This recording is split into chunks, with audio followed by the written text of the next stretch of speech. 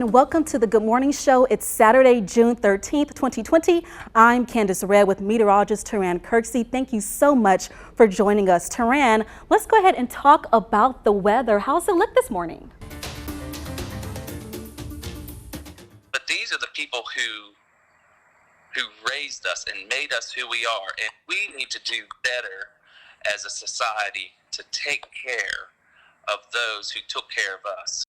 Well, this man lost his mother-in-law to coronavirus. Well, COVID-19 has killed more than 1,000 people in North Carolina so far. The overwhelming majority over the age of 75. Well, more than half of the deaths happened in nursing homes. Well, the state recently released more reports of outbreaks in nursing homes. A Greensboro facility saw a huge spike. Well, Maple Grove Health and Rehab Center reported 46 new cases. They listed 11 earlier this week. 12 people have died at the facility. Their case total now up to 57.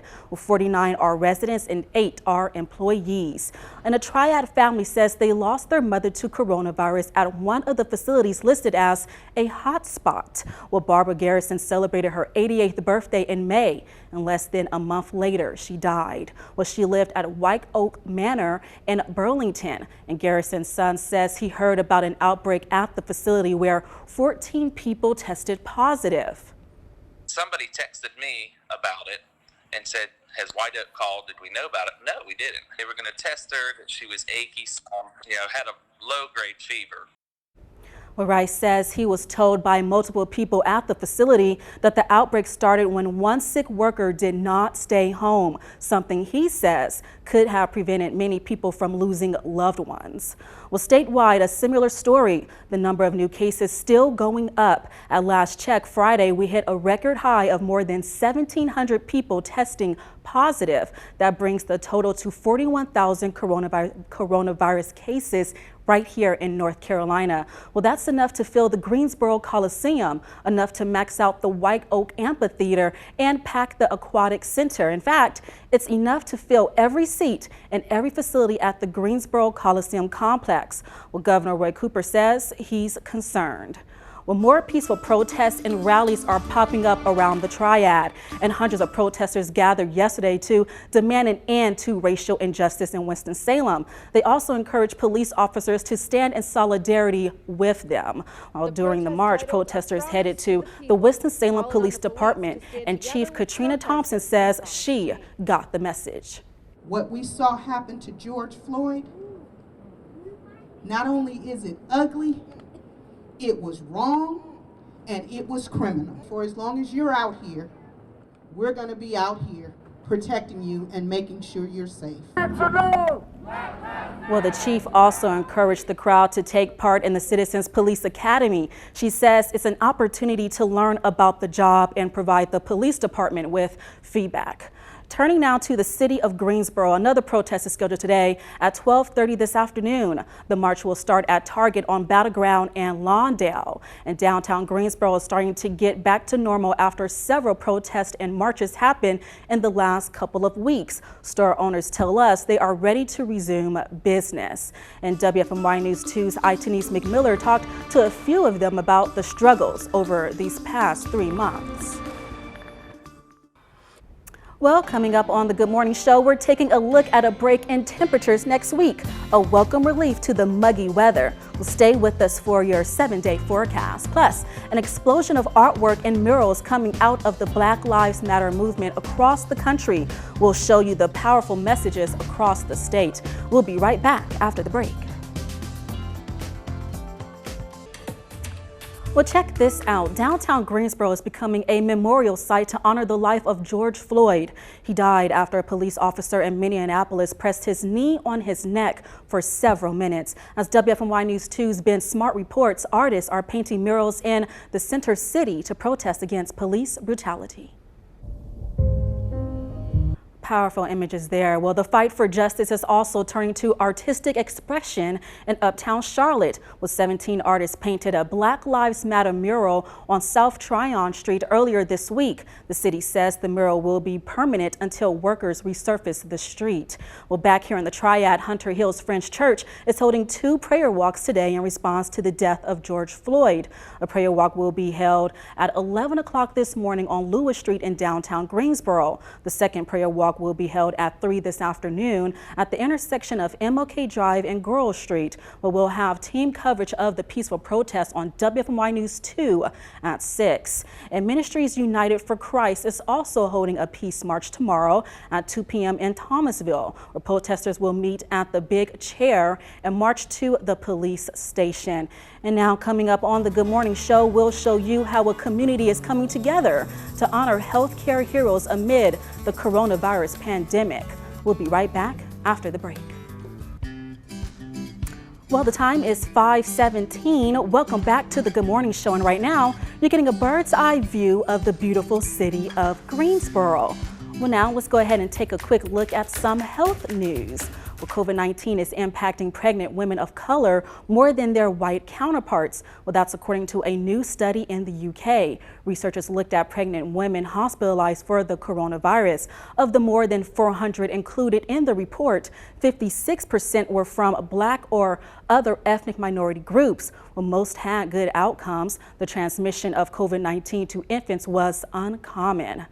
Well, the food industry is under fire for its role in the severity of the coronavirus pandemic. Researchers in London say companies use the outbreak as a marketing opportunity for unhealthy foods. Well, researchers say obesity is not only an epidemic of its own, but it's also a possible risk factor for severe illness from COVID-19.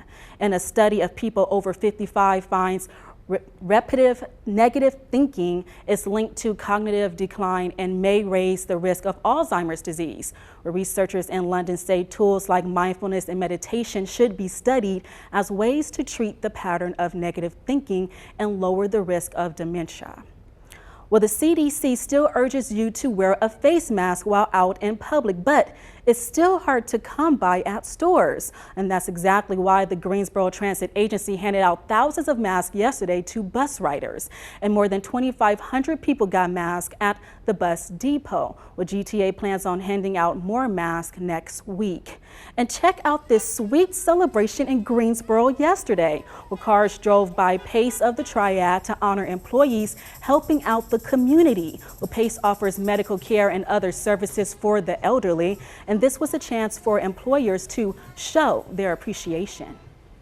It didn't take very long for us to kind of put some minds together and decide, let's figure out a way to be able to do this, to still remain our social distance, to still be safe, but also to just show our staff a little extra appreciation.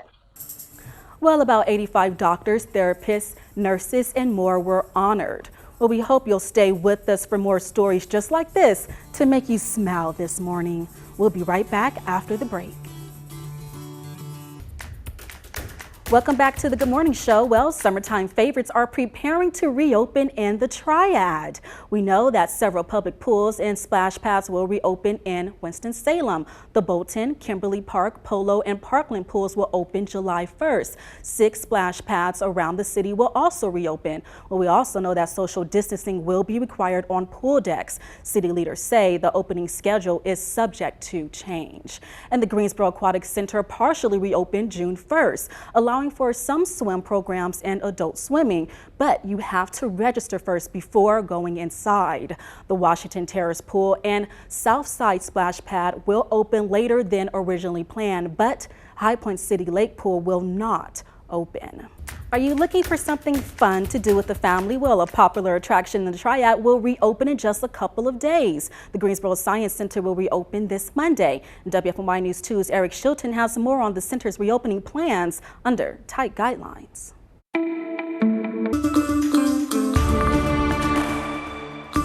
And welcome back to the Good Morning Show. The time is 5:29. I'm Kandace Redd with meteorologist Taran Kirksey. And Taran, everyone wants to know, how's the weather? Let's take a look now at the morning headlines. Protests and calls for police reform continue across the country in the wake of George Floyd's death last month, where protesters occupied an area of Seattle where police are no longer there due to a temporary restraining order. A judge ordered this after police used tear gas to control crowds. Protesters are reacting in different ways to the death of Floyd. Some protesters are bringing down controversial monuments. A group of protesters beheaded a Christopher Columbus statue in Boston. We can't erase all our history. If we don't learn from the past, we can't move forward. He did not treat people properly, and I understand people's frustration with him. Well, Italian American groups will hold a rally tomorrow to support the return of the statue. Meanwhile, Minneapolis City Council is moving forward with plans to dissolve their police force. Now, across the pond, a show of solidarity in London and around the world, from London to Brazil. The impact of George Floyd is far-reaching. In Brazil, protesters marched chanting "Black Lives Matter" and "I Can't Breathe." Protesters are demanding change to policies and controversial statutes as well, with changes already happening in some countries, with France banning the use of chokeholds and more countries removing statues. But some leaders are asking for demonstrations to end.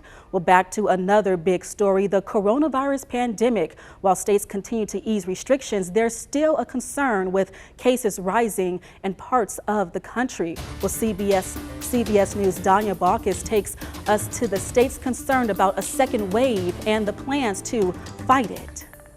Well, the coronavirus has infected more than 2 million people in the U.S. and killed at least 114,000. Well, switching gears now, it's Saturday's Sound Off time, and we want to hear what you have to say about this story. Well, if you plan on attending President Donald Trump's campaign rally in Tulsa, Oklahoma next Friday, you must sign a waiver. Well, it clears the Trump campaign and other organizers from, quote, all risk related to exposure to COVID-19, end quote. Well, the rally marks Trump's return to the campaign trail. He's been sidelined since March 2nd due to the coronavirus outbreak, which has led to numerous cities and states to issue stay-at-home orders. Well, again, would you sign the COVID-19 waiver? Be sure to share your thoughts on WFMY News 2's Facebook page. We might read your comment on air throughout the Good Morning Show. Well, we know that the RNC is moving to Jacksonville, Florida. The 2020 convention was supposed to take place in Charlotte in August, but issues with holding the event at full capacity led President Donald Trump to look for a different location. The change in location, though, has some businesses happy. It's a great opportunity for Jacksonville. Having a boost to get folks in restaurants and in our hotels will be great for our local small businesses. Speeches, including President Trump's renomination, will move to Florida. And Governor Roy Cooper says he could not guarantee a full-fledged convention due to coronavirus safety concerns. Well, Charlotte will still keep a small part of the convention. All of the party business talk will still happen right here in North Carolina. Well, let's talk about the latest unemployment numbers. Well, millions of people are struggling to file for benefits.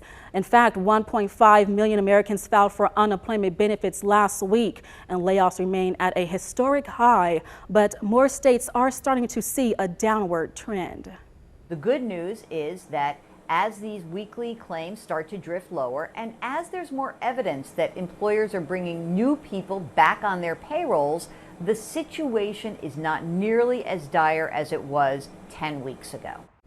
The Federal Reserve predicts it will take some time for the U.S. economy to recover. Experts say unemployment will continue to fall but finish the year above 9%, and that's much higher than the 3.5% rate we saw before the pandemic started. And coming up in about 2 minutes, we'll take another look at the forecast with meteorologist Taran Kirksey. Plus, a sight you can't unsee. Well, Greensboro police are looking for someone after several reports on the Nextdoor app. We'll have more about that story coming up. And we are headed to the break. The Good Morning Show will be right back. The time right now is 5:40. Welcome back to the Good Morning Show. And this morning, we're learning more about a man accused of killing a Winston-Salem State student. Well, Jakir Austin pleaded guilty Thursday in the death of Nagee Baker. A judge sentenced him to 7 years in prison for voluntary manslaughter of the former football player. Officials say Austin shot and killed Baker after a party at Wake Forest University back in 2018. Well, staying in Winston-Salem, a second person faces murder charges in the death of 21-year-old Jerrica McGee. Police arrested Quentin Searcy Thursday in South Carolina. And last check, LaShonda Tolliver is also waiting extradition in South Carolina, facing murder charges. Police found McGee shot to death on East 20th Street last month. And this isn't something you see every day. A Greensboro woman says she ran into a naked man on the Nat Green Trail. Kid you not, she's not the only one reporting the strange sighting. Other neighbors in the area reported the naked jogger on the Nextdoor app. Police are now looking for the man after someone filed a formal complaint. Well, we have more on this story coming up in the next hour. Well, now let's go ahead and take another look at your weather with meteorologist Taran Kirksey. Keeping our eye on the coronavirus pandemic, health experts say wearing a mask can help stop the spread of COVID-19. But now, some of you want to know if wearing a face mask with a certain fabric can kill the virus. Well, this after seeing a post circulating saying just that. Well, let's verify. Well, check this out. Businesses and public spaces are getting creative to reopen safely amid the coronavirus pandemic. But you know what? We're not out of the woods just yet when it comes to COVID-19. And that's exactly why extra precautions are in place. In some states, Six Flags Amusement Park is using technology to detect body temperature. Take a look.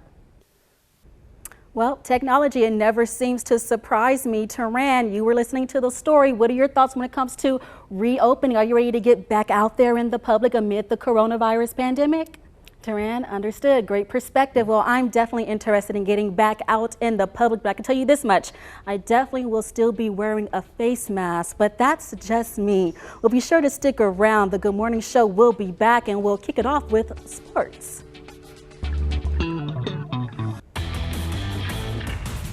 Well, it's time to talk sports. NASCAR's Bubba Wallace has had quite the week. Well, we know that Wallace is the only black driver in the sport of NASCAR, and he shared his perspective on the Black Lives Matter movement. Well, his paint scheme was the first statement on many on the path to creating change. When you sign up to become something, you're signing up to become something larger than yourself, represent something more than yourself. Like I said, it's part of it. And I'm learning how to manage that along with the racing side of things, as well as manage what's going on off the track. And I would say off the track is a lot more busy, a lot more hectic. We're standing up for quality, unity, love, compassion, and understanding, just like what it read on our race car on Wednesday. Well, an interesting perspective there. Well, let's go ahead and hear about the weather with meteorologist Taran Kirksey.